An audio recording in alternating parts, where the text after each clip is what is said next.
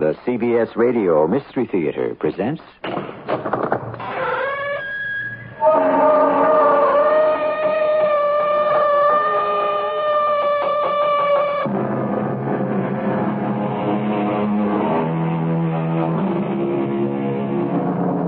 Come in.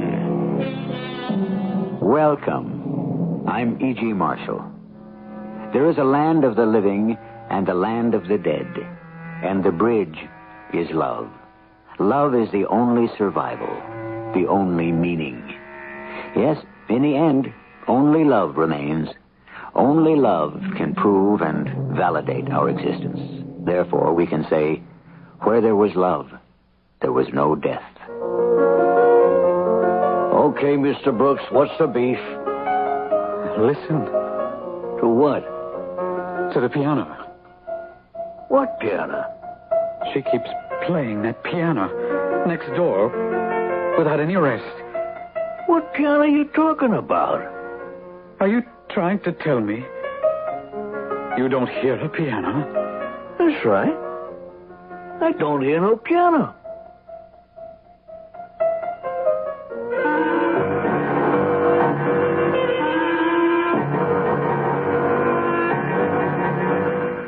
Our mystery drama, It's Hard to Be Rich, was written especially for the Mystery Theater by Sam Dan and stars Lloyd Battista. It is sponsored in part by ARM, Allergy Relief Medicine. I'll be back shortly with Act One. The hardest part is getting your backside over the edge of the cliff for that first move. You have a rope, a mountain, and yourself. The challenge is to get down. But when I got to the bottom, I felt like I wanted to go back up and try it again and do it faster. Want to hear you cry? Want to see you grin? In the Army, your mind and body are challenged every day because the most important thing you have to depend on is you. Until you experience jumping off of a mountain, driving a truck, learning how to ski, or learning how to survive by yourself. That is a learning process to overcome the unknown. That's happened to me a lot in the Army. I've learned that I can do more than I thought I could. I believe it's a matter of mind over body. Physical challenge in the Army is a real great motivator. For more information about challenges in today's Army, see your local Army representative. Listed in the yellow pages under recruiting. That's my husband, Charlie, in his football game. If your Charlie's like my Charlie, he'll watch a lot of football this year, and you know I'll see my share of games, too. But there really is more to fall than football, and fortunately, Northwest Federal Savings agrees with me. They're celebrating the football season with gifts everyone can enjoy, whether you're a fan or not. All you do is make a deposit of $250 or more at any Northwest Federal Savings Center, and you get to choose one of many nice gifts free or for special low prices. And because Northwest Federal is open 63 hours a week, there's plenty of time to make a selection. I could have picked a set of Federal glassware, a GE electric knife, or a Better Homes and Gardens cookbook. But you know what I got instead? A beautiful stadium blanket to keep us cozy at the games. You know, Charlie, you're a very lucky guy.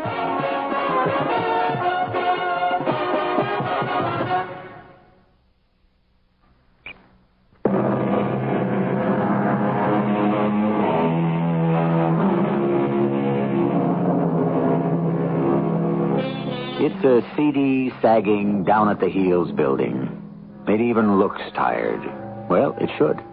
It's at least 100 years old. It was built originally as a mammoth showplace, as the sumptuous, luxurious townhouse of a self-made, freshly minted millionaire. But all that was part of a distant past, in another world, during a different incarnation. It has long since been converted into apartments. I suppose flats would be a more descriptive term. There is no longer even the slightest hint of style or grace. And obviously, the people who live there cannot afford anything better. I heard you the first time. Are you the superintendent? A joint like this don't have no superintendent. I'm the janitor. Oh, the rental office sent me. Oh, that's for 2G, huh? The vacant apartment. Yeah. It's one flight of stairs in the back. It's all right. Up the stairs. We don't have no elevator. That's all right. Okay, let's go. You want to watch your step in the dark. There's a light bulb halfway up, but it burned out. I forgot to put in a new one. It's all right. With you, everything's all right, huh? What do you do? I'm a writer. Yes, she is. 2G. Step into the parlor, said the spider to the fly. Well, this is it. You got your bedroom in there, the kitchen's over there, and that way's the bathroom. You don't like the furniture, you can buy your own. I'll take it. You ain't even looked at it. It's all right. So, you're a writer, huh? What do you write? Should I ever heard of you? What's your name? Brooks. Stephen Brooks. Don't ring a bell. What do you write? Books, movies, TV? No. Well, you got to write something if you're a writer. I beg your pardon. I was just asking, what do you write? Essays. Oh, yeah? You know, I always wanted to be a writer. Oh, some of the stories I could tell you. Why'd you want to live in a hole like this? It's really quite nice. Yeah, well, to each their own. When do you want to move in? When? Oh, today, I suppose, if it's ready. Pal, she's as ready as she'll ever be.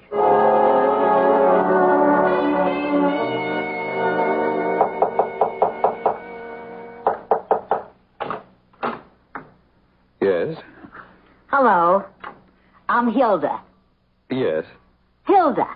Hugo's wife. Hugo? Hugo the superintendent. Oh. You must be Mr. Brooks, the new tenant. Yes.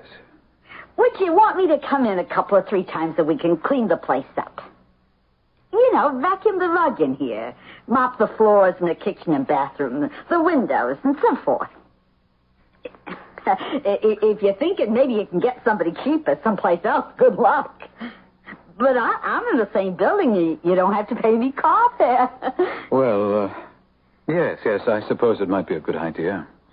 Let me start right now. The place is all messed up. Why don't you stop by tomorrow?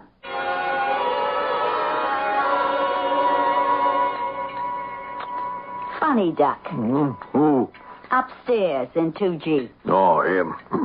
Something's wrong there. Pass me some more of that spaghetti. That's what packs the lard on you. Then why do you make it? Because a sensible person eats a sensible amount. Why do you think 2G's a funny duck, huh? You're changing the subject. Well, you brought it up. What's he doing here? What do you mean, what's he doing here? He's living here. But why here? Why in a place like this? The price is right. Come on, Hugo. This is a guy with dough. No. Who told you? He told me. Well, what'd he tell you? This is a guy that went to one of them big Ivy League colleges. Yeah. A guy that spends a fortune on clothes. What'd you do? Ask him? I never said a word. And what made him volunteer this kind of information? He didn't know he was telling it to me. Yeah? What was he doing? Talking in his sleep? I ring the bell. He opens the door. He says, yes. That's all he says. Just yes. And right off, I had him cold. Yeah? I heard that yes before. Where? Where I used to work, upstairs maid at the Pembertons. They're the old money, the real old money. They've been millionaires for hundreds of years. All the people that would come there, they were all cut out of the same cloth. That's how they'd all say yes, with that little whistle at the end. You know what'd be great with this spaghetti? Wine. And the way they say, oh, it's as if they're chewing on it and don't want to ever let go. Hey, Hilda, what are you building here? And they never, ever give you a direct order. Like they won't say, come here tomorrow. They say, why don't you stop by tomorrow? Yeah, well, that's great. Now leave us have some red wine. This guy is loaded, Hugo. How do you know? Did you count his money? The suit he's wearing. You know what it goes for? That wool's imported from Scotland. Of course. You've seen the price tag. What do we got for dessert? The shoes. Did you see the shoes? Always look at the shoes. That's the tip-off. I seen shoes. I polished shoes like them at Pemberton's. They're referred to as boots. They come from England. What happened to that cake I bought last night? So just by looking at this guy without saying one single word, I can vouch for the fact he's rich. How'd you know he didn't steal the clothes? He's rich, Hugo. Did you look at his hands? Those are the kind of soft, white hands that never done a day's work. This is a society guy. If the cake's gone, I'll take ice cream. This is real society. Old line, old-time society. You know what I mean? Okay. So what? You're not curious? Listen, maybe you got some pie? And he's wearing a watch. Yeah, I seen the watch. How much do you think that watch is worth? Oh, $50,000. Not 50, but I've seen watches like that before, and they go $2-3 grand. Very good. It's just like you said, the guy's loaded. Hugo, why would a man in his position want to live here? Well, it's a free country, ain't it? But what's here? I can see there ain't going to be no dessert.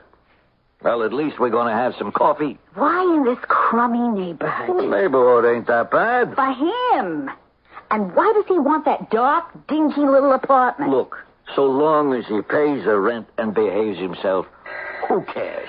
Now, who's that right in the middle of dinner? Well, why don't you answer it? Yeah. Oh, it's Mr. Brooks. Good evening, Mr. Brooks. Won't you please come in? I don't wish to disturb anyone. That's what we're here for, Mr. Brooks, to be disturbed. Ain't that so, Hugo? Yeah, I guess you could say that. Could I offer you a cup of coffee, Mr. Brooks? Mr. Brooks? Who is playing the piano? The piano? Well, ain't nobody playing the piano in this place. Nobody in any of the apartments has a piano. But someone is playing. I don't mind. It's just I don't particularly care for the melody. Mr. Brooks, I don't see how it's possible. It's a dinky little melody at best. I suppose she has the right to practice it. She? Well, the touch is surely that of a woman. But I do find it very loud from time to time. Oh, somebody's playing the TV or the radio too loud. This is not the radio or the TV. Someone is practicing. Well, I don't know who that could be. Perhaps you might be kind enough to come upstairs and listen for yourself. Right here in this room. It's very loud and quite clear. You hear something, Hilda? Not. Me neither. She's evidently stopped. Well, she does that from time to time for several minutes. And then she resumes. Well, it can't be coming from in the house. Maybe somebody was down in the street and they was playing a radio very loud. I'm sorry I disturbed you. It's okay. Let us hope this is the end of it. It happens to be my most unfavorite melody. Good night, Mr. Brooks. Yeah, good night. There it goes again. What's that, Mr. Brooks? The music. The music? What music? Well, listen. There, don't you recognize it? That's for Elise. Are you sure? I don't hear anything. How can you not hear anything? Hugo, do you hear? Just a second. How can you not hear? Well, it's certainly clear enough. Loud enough. Hugo, did you hear? Obviously, someone next door is practicing. But there isn't anybody next door who could... Listen. You hear it, don't you, Hugo? Yeah, sure, I hear it. Hugo. And don't you think it's rather loud? Yeah, I guess it is. I don't wish to be unreasonable. Yeah, but... sure. Well, Mr. Brooks, I understand. I can take care of it right away. You want to come on, Hilda? Yeah, I'd better. Thank you, Hugo. Oh, it was my pleasure. Let's go, Hilda. Good night, Mr. Brooks. Hey, Hugo. Don't say nothing. There was no music. Okay. What do you mean, okay? You're right. There was no music. He's standing there. He says, you hear the music, Hugo? And you say, yeah, I hear it. I tell the truth, and so I'm the one that looks like a nut. Who asked you to tell the truth? But there's no music. Nobody's playing the piano. But he hears it. How can he hear it? He thinks he hears it. Then he has to be crazy. Hugo, you gotta do something. What do you want me to do? I don't know. But I'm scared. Scared of what? I don't know that either. Look, honey, it takes all kinds. And he looks harmless.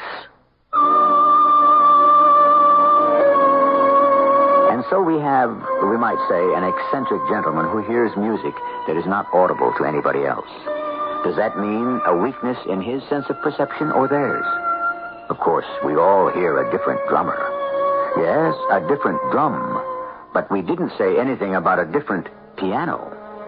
We shall have a great deal more to say when Act 2 arrives shortly. Help! It's hay fever. Help! A dead. And the whole world seems like one big pollen farm. Don't give up. Arm yourself with ARM, allergy relief medicine. ARM gives you full antihistamine relief for dripping and sneezing, plus congestion relief for freer breathing, clearer sinuses. Antihistamine relief plus congestion relief equals ARM. Don't give up. Arm yourself with ARM. Take when needed, only as directed. It's a comfort to know that when you retire, you can count on regular monthly checks if you've worked long enough under Social Security. But it's even more reassuring to know you can also get Social Security payments if you become disabled and can't work for a year or more. To find out more about disability protection, ask any Social Security office for a free copy of the pamphlet, If You Become Disabled.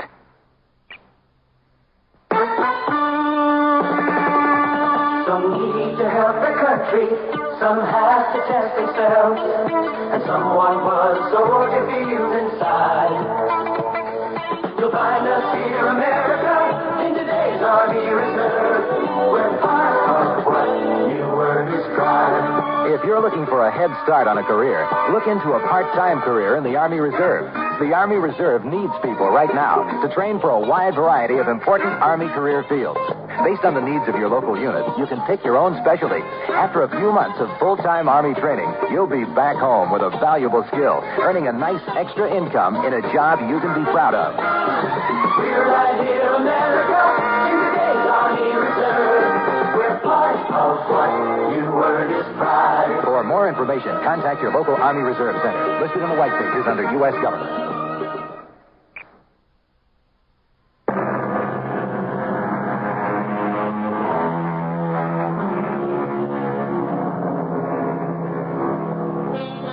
It is not given to all of us to hear all the sounds of music, says the philosopher. Some are deaf to the melody of the wind, the song of the rain, the ballad of the ocean, the rhythm of the rippling seas of grain. True. But what about a piano in the next apartment? Yes? It's me, Hilda. You said to come back and clean today. Oh, well, It won't take long. I'll get this place ship-shape in no time. Look, you want me to do some shopping for you? Shopping? Well, lots of times men don't like to shop for food, you know. Oh. Unless you want to eat all your meals out. Although that could be expensive, you know what I mean? Well, I better get started. Do the rugging here first. Wait. What's that? Would you like to turn that off, please? Is something the matter? There she goes again. There who goes again? Where is it coming from? Did your husband speak to her? He should. Mr. Brooks, you say you hear someone playing a piano. I certainly do. It's coming from the next apartment. There is no next apartment. Mr. Brooks, that wall over there that you're looking at, there's no apartment on the other side of it. It's just the stairway and the hall. I don't wish to make a nuisance of myself, Hilda, but surely we may reach some accommodation. I've been unable to work. I cannot concentrate. Well, I'm sorry. I came here to get away from everything. Do you understand? What I'm trying to tell you, Mr. Brooks, is that there is no... I must do this vitally important work. It was necessary for me to isolate from all distractions, and so I found this place where no one knows me, where no one who does know me would ever look. Do you understand?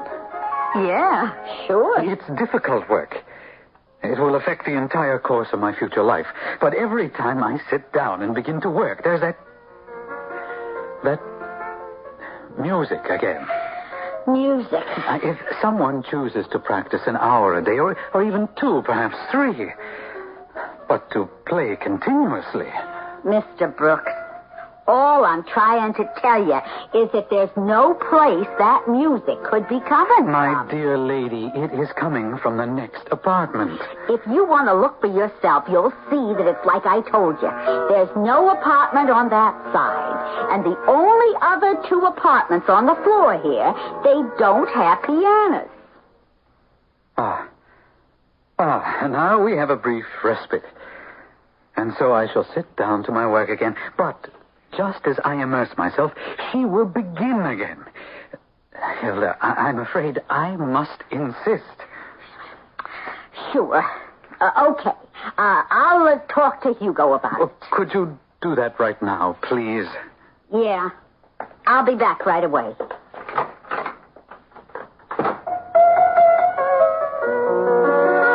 This is absolutely impossible.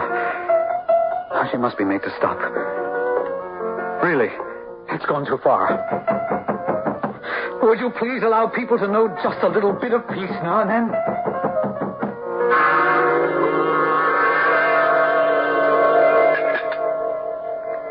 He's hearing that thing again. Yeah? You better go up there, Hugo. After supper.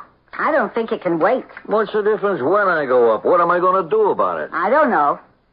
It bothers me, Hugo. Some people see things, and then you got some people that hear things. What's the big deal? Hugo, I'm scared. That guy's harmless. Would you please go up there? If he hears music, he don't need me.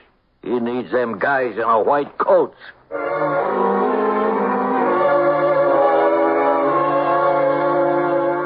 Please come in, Hugo. Now then, who has been in my apartment? I don't know what you mean, Mr. Brooks. Well, I should think it's obvious. Not to me. Well, late this afternoon, I went out for a walk. I wandered about for an hour or 2, and when I came back, I knew someone had been in here. Well, I don't see how anybody could have been in here. Lady, there was a definite odor of Berceuse. Yeah? It's a very distinctive French perfume. I know it quite well. Who has been in here? Nobody. I know I didn't give the key to nobody. And yet, what can you say about the perfume? How did it get in here? How? Do you dismiss the evidence of your own nose? Surely you will admit that Berceuse has a most unique aroma. Well, yeah, if you say so. Oh, Hugo, I simply must be allowed to do my work in peace. Now, what with some woman playing a piano next door? But I don't... And with some other woman making free to enter my apartment and leave behind her the distracting fragrance of Berceuse. Mr. Brooks, you know, it could be... maybe you ain't feeling well.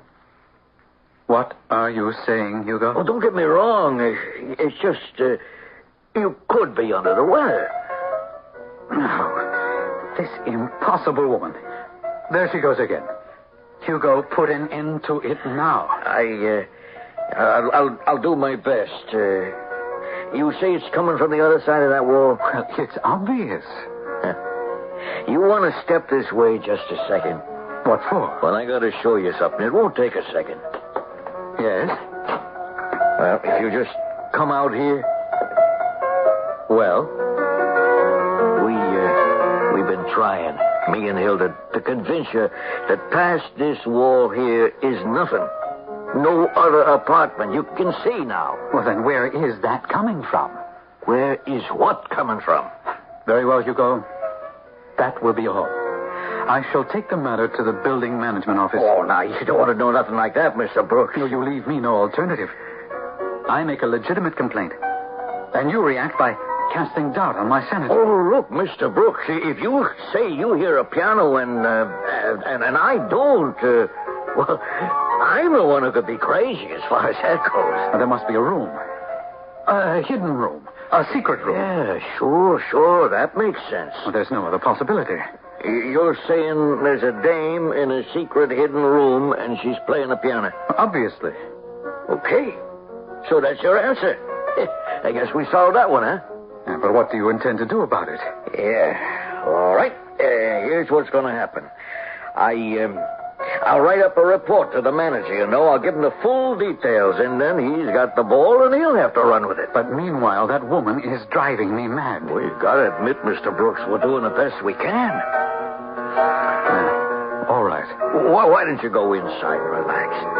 Take it from me, everything's going to be okay. Good night. Good night. Oh, stop it. Stop it. You needn't shout. Well, I'm sorry. My nerves are Are what? Well, I've had a very difficult time. So have I. But Who are you? I'm Jenny. What are you doing here? I live here. Oh, but...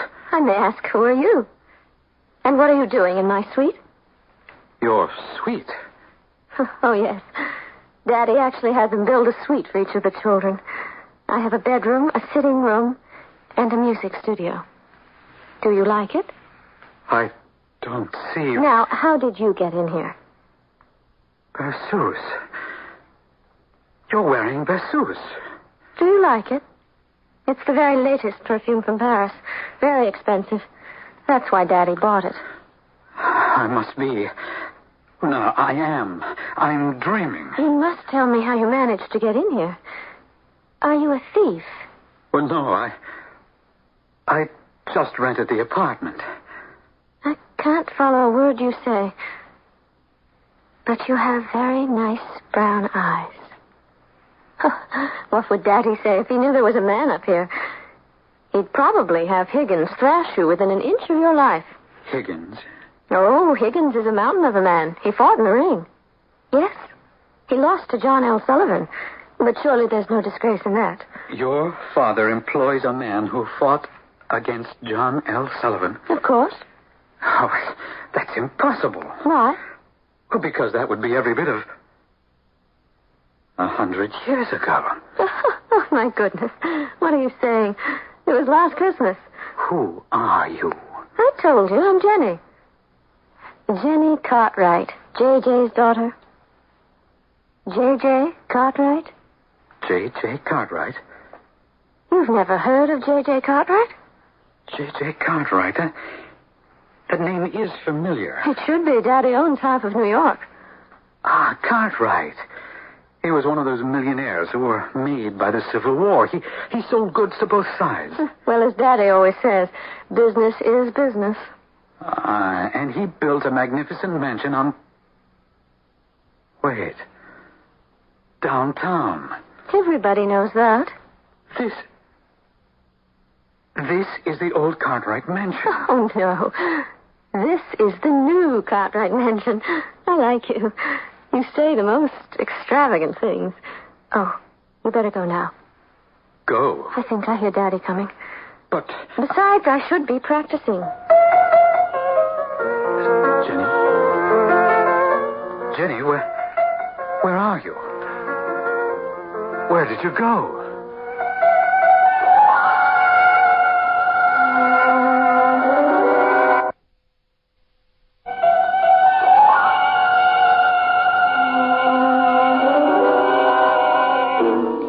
You're gonna what? I'm gonna report this thing to Mr. Freeman. He'll think you're a nut. Tenants complain, you send it on to the manager. But the manager only disregards it. Okay, leave him disregard it. This way I'm covered. So he claims there's a secret room. Yeah.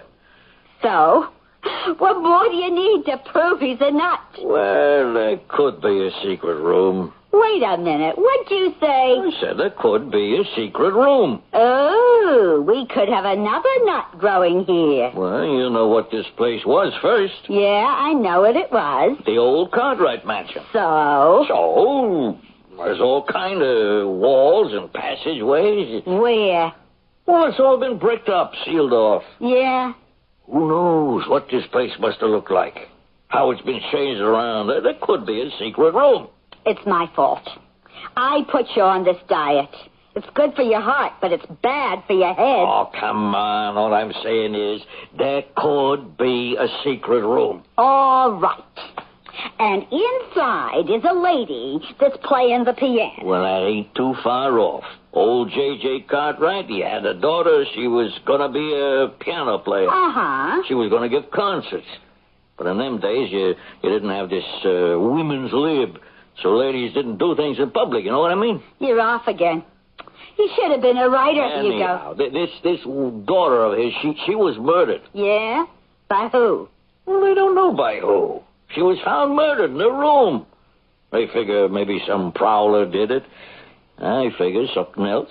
Maybe it was a boyfriend. It don't matter now, does it? I'm only bringing the whole thing up to prove that there could have been a secret room. And inside is a lady who's been dead maybe 80, 90 years, and she's playing the piano. I didn't say that. This Mr. Brooks, I told you before, he scares me. And I told you he's just a harmless nut. Well, if I didn't tell you before, Hugo, I should have. There's no such thing as a harmless nut. Oh, Hilda. You never know. Hey, where you going? Hugo, I'm going to settle this thing once and for all. And when a woman gets that certain tone in her voice, respect it and believe her. Our friend Hilda is one of those smart, no-nonsense ladies who always manages to move right into the heart of the matter. Yet what is there she can say to Mr. Stephen Brooks? We know he's a hard man to convince. But wait, who said she's going to see Mr. Brooks? For further developments, we await Act 3. Since the very beginning and far into the future, all the wondrous things man sees, experiences, and imagines, invents, discovers, dreams, and fantasizes are what a new magazine called Omni is all about. Omni, the world's first major magazine of science, fact, fiction, and fantasy. Stunningly illustrated, written in a style that's easily understandable and entertaining. Omni will use the greatest writers, artists, and thinkers of our day as it explores the mysteries of existence, the planet we live on, the seas and stars around us, the mysteries of the mind. And that invisible thread called time, which weaves it all together. There's never been a magazine like Omni before because there's never been an age like ours before. The first edition of Omni is on your newsstand now. Pick up a copy to keep and pass down to your descendants. I'm giving it up. Giving up what? Smoking. Congratulations. I'm doing it for you and the kids. For me and the kids? But we don't smoke. You're wrong. I saw this lung association message. You know what? We smokers are making you non-smokers smokers just like us. Whatever are you talking about? I'm talking about secondhand smoking. The lung association says I'm doing myself in, as if I didn't know. But my smoke is trouble for everybody in my neighborhood. Do you realize every puff I smoke, I'm puffing out a smoke screen of carbon monoxide, nicotine, benzopyrene, to say nothing of hydrocarbons? You sound positively poisonous. I feel poisonous. I'm quitting. For me, darling. Yes, and for me, darling, I want to be loved. Your lung association says the smoker who quits for more than one person. He's clearing the air for everybody. You might say it's a matter of love and breath.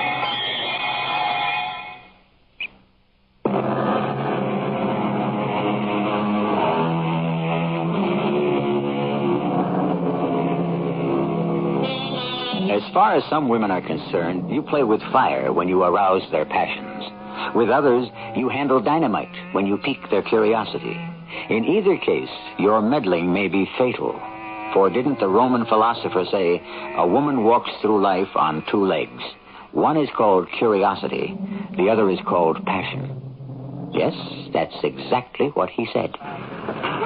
Hello there, O'Malley. Well, it's Hilda. I see you're on foot these days. Well, they took us out of the cars. Get close to the people, they said. Walking's good for you, Officer O'Malley. If I'd wanted to walk, I'd have joined the post office. Maybe I can get you off the beat. Oh, this is worth listening to. We have a fellow rented a flat. Name of Brooks. Stephen Brooks. Is he wanted for something? Something like what? He's rich. Well, then why should he rent a flat down here?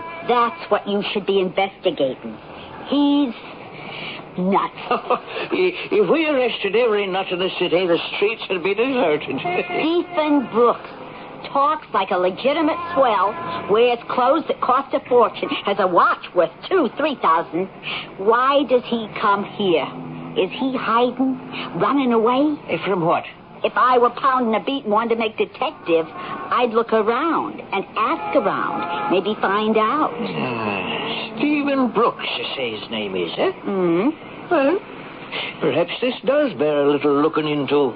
Here, wrapped up in this handkerchief. What is it? I swiped it from the kitchen. It's a glass with his fingerprints on it. Well, now. So, do you want to get started, or do you expect me to do all your work for you?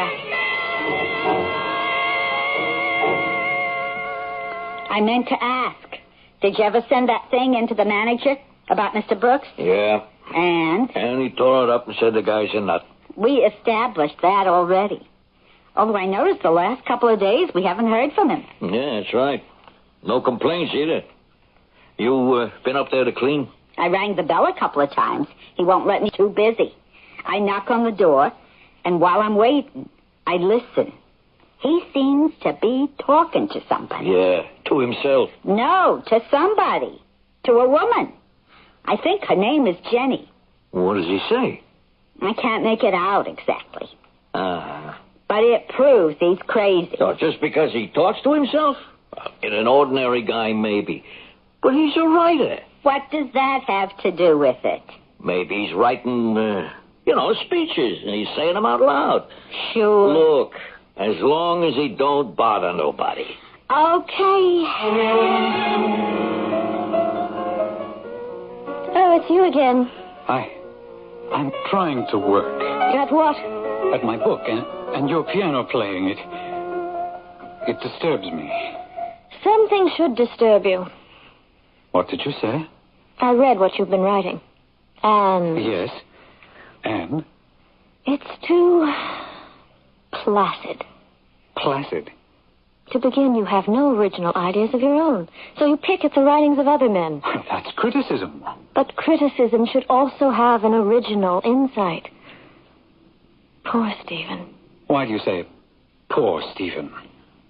You could also say, poor Jenny. Oh, but why? We're so alike, you and I. In what way? We're children of the very rich, both of us. Nobody considers our problems. What problems? Everyone worries about the children of the poor. Well, shouldn't they? Of course. But meanwhile, what about us? It isn't easy to be born rich. You never know. What do you never know? Stop pretending, Stephen. You never know anything. Your friends. Do you have them because of your money? Or because of you? And it's the same with love. Don't say it isn't. Well? But the worst part is if you want to do something, be somebody on your own. Other people have to work for it. You don't. Daddy buys it. Daddy invites people to hear me play. Do you know who has listened to me? Mr. Tchaikovsky, Mr. Rubinstein, Mr. Verdi, Mr. Offenbach. And what did they say? They all smiled. And they all said, very good. Well?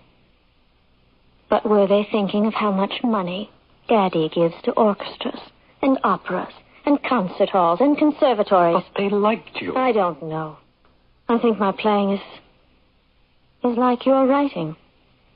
I don't understand. It doesn't have anything underneath. Well, I don't know about you, but I'm good. Are you? Yes. We don't have it. What don't we have? I mean, look at me. Look at me. I'm talking to... I think I'm talking. I delude myself into believing I'm talking to a girl who died long before I was born. You are now as sane as you have ever been in your life. Jenny Cartwright, spoiled daughter of a millionaire of the last century. You are standing in my house, in my room. Oh, no. Do you know what your house has become? A tenement. Do you know what your rooms are? A miserable little flat. In your eyes. You know that you need inspiration and motivation to write, so you come here to pretend. To pretend you're poor, starving. But it doesn't help. It won't work. I'll show you. I'll show everybody. I was waiting for someone like you. Someone who is like me. Someone who has also deluded himself. We can help each other. Help me close the piano, and I'll help you forget your pens and paper. You think I can't write? I'll show you. I'll prove something to you.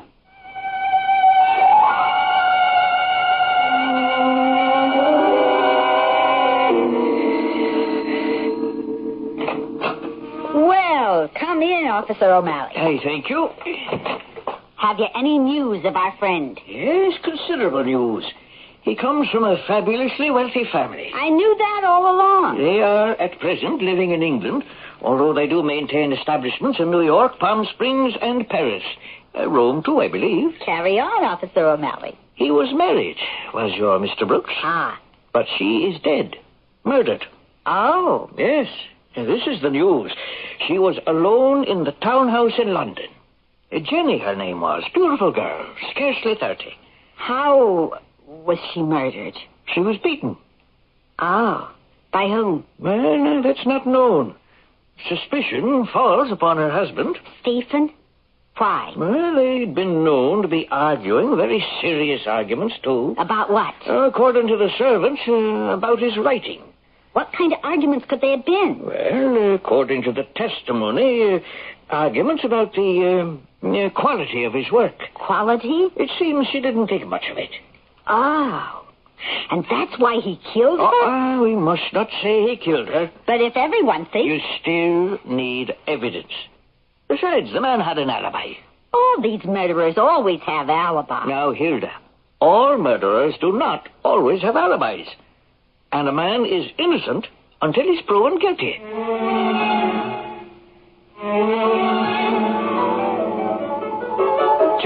Jenny. Yes? Stop that for a while and come here. Why? I want you to read this. I already have. You have? Yes. And? It isn't really good. There's nothing to it. You can't say that it isn't any good. It has a certain charm. Well? And one or two ideas. So? Perhaps it's even good. There you are. You just reversed yourself. Good for an amateur. Good for a gentleman who dabbles in literature. Poor Stephen. You're the spoiled little rich boy again. You think you can buy anything, even talent, even genius. I'll make it happen to me. You'll end up mad, the way I did. Already, you're closing yourself away in a room, the way I did. Save yourself, Stephen. I can't. It's too late. It's never too late. It is for me. I committed murder. No. Yes. She looked at me the way you're looking at me. She doubted me the way you're doubting me. Stephen, you can still save yourself. Oh, save myself for what? For life. You're talking the way she talked. Let me help you. Oh, the way she wanted to help me? To smother me with kindness, to drown me in pity. Oh, keep away from me. Life has so much that's sweet, that's wonderful. Not for me. Stephen. That's enough. Listen. I said be quiet. I won't let you throw away your... I'll make you shut up. Oh, Stephen. I said shut up. Open up. Open up in there. Mr. Brooks, are you okay? Sounds like they fought the Battle of the Bulge in there. Come on now, open up. What's going on in here? Mr. Brooks, what was all that noise for? I killed her. Killed who? Can't you see? I don't see any. Hold it. Who did you kill, Mr. Brooks? Jenny, I killed Jenny. Yeah? You did? But I don't see any. I killed Jenny because she foolishly destroyed the last shreds of my illusions. What's that mean? You were saying, Mr. Brooks. I've written it all down. I was too weak, too cowardly, too spoiled to face the truth. Why did I have to? Why did she not allow me to pursue my delusions to the end? Why did she insist on my facing the truth? I killed her. I killed her because she unloosed the terrible rage I have inside me. I guess I'll have to ask you to come down to the station house. But listen. She isn't dead. She isn't? I guess you'll want to notify the cops in London. Don't you hear? Can't you hear? Either you can hear or you can't. These old houses that have undergone so many metamorphoses, yet something always remains. We never completely leave a place where we have lived and loved. A part of us will always remain. A memory, a spirit, an essence. And I'm not leaving you for long either. I shall return shortly. Hello, I'm Jack Jones. For most American girls, the teen years are an exciting time of personal growth and learning. But today, 1 in 10 American teenage girls is a mother before she turns 18. The March of Dimes knows too well that adolescent motherhood is a tragedy that affects everyone concerned. The young mother, her child, her family. The teen mother is too often unprepared for the demands of motherhood, socially, economically, and physically. She and her unborn child are at a high medical risk because her body usually is too immature to support the new and demanding life forming inside her. Prenatal care is the only active way the expectant mother can help protect her unborn and newborn against the threat of birth defects. Making that care available to every pregnant woman, regardless of her age or social condition, is a major goal of the March of Dimes. This is Jack Jones reminding you that a healthy baby needs more than the love a mother can give. Prenatal care is a critical factor in preventing birth defects. Listen to the March of Dimes and take action now.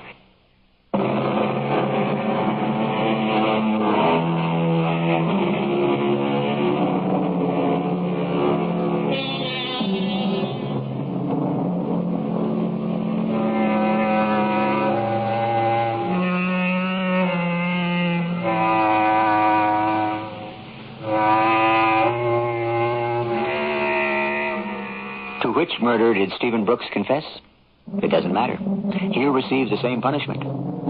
Ambition is a terrible master. It can devil us day and night. There is never surcease nor respite. The flame of ambition must constantly be fed. It demands unending sacrifice. And so, first, we destroy our loved ones. And in the end, we destroy ourselves. Which proves what? It isn't all that easy to be rich, either. Our cast included Lloyd Battista, Martha Greenhouse, Jada Rowland, and William Griffiths. The entire production was under the direction of Himan Brown. And now, a preview of our next tale. Evidently, robbery was not a motive. Was the door unlocked when the body was discovered? The butler who discovered the deed told me it was. That would account for it. Account for what? The old man looks out the window, is hit on the head, falls back inside, and either the killer or somebody else enters and acts like a college boy on a rampage, turning the place topsy-turvy. You're of the opinion, then, that all this was some sort of prank? Well, look on the floor there, Inspector, near the door. The vases, the pipe rack, the pipes, the Chelsea and Staffordshire figurines are lined up on the floor as though they were marching out the door. Who would bother to play tricks with furniture, having just killed a man? A young lady, as I have said, a madman. This is E.G. Marshall inviting you to return to our Mystery Theater for another adventure in the macabre. Until next time, pleasant dreams.